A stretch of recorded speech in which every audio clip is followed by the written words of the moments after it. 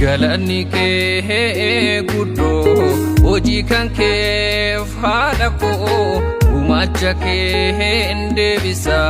maaf dhabamtee dura koo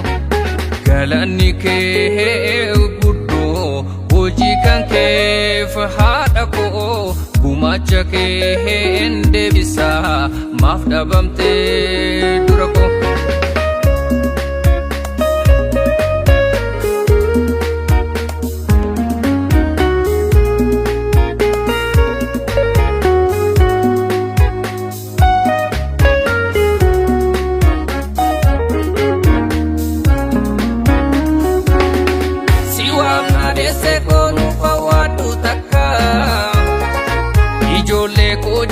nuti madru bakka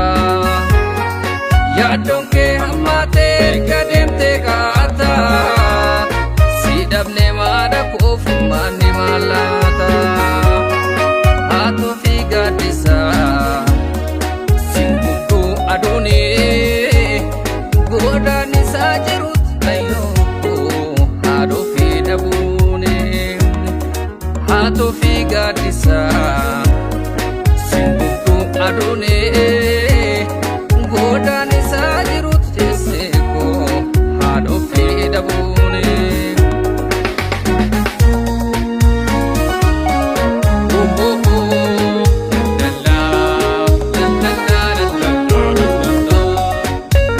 galanni kee guddoo hojii kan keef haadha koo gumaacha kee deebisa maaf dhabamtee dura koo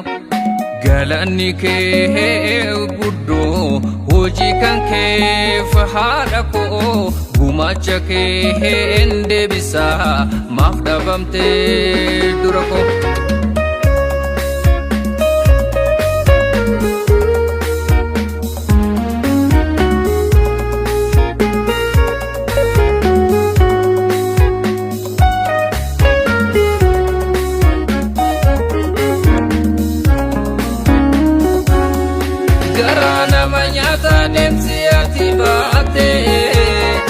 gana barruketu madese sinyate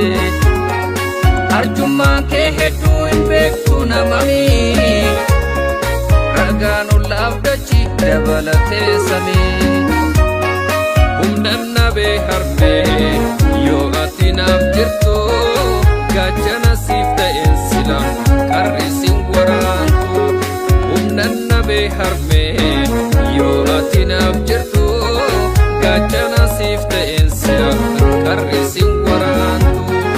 silatu malkodu gabin sindebistu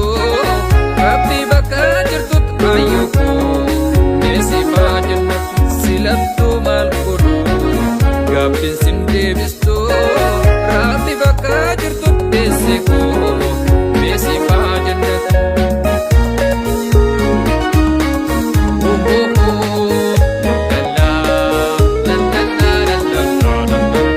sagal buutu garaatti na baatte laga sagal ceete sagal baate harka mirgaa kiyyaan gurra bitaa qabna naaf baradhu jette barumsa fida qabna oolmaa kee deebisee yooman dhungadhee jilba kee gaabbii natti uumte hin dagadhu oolmaa kee gaabbii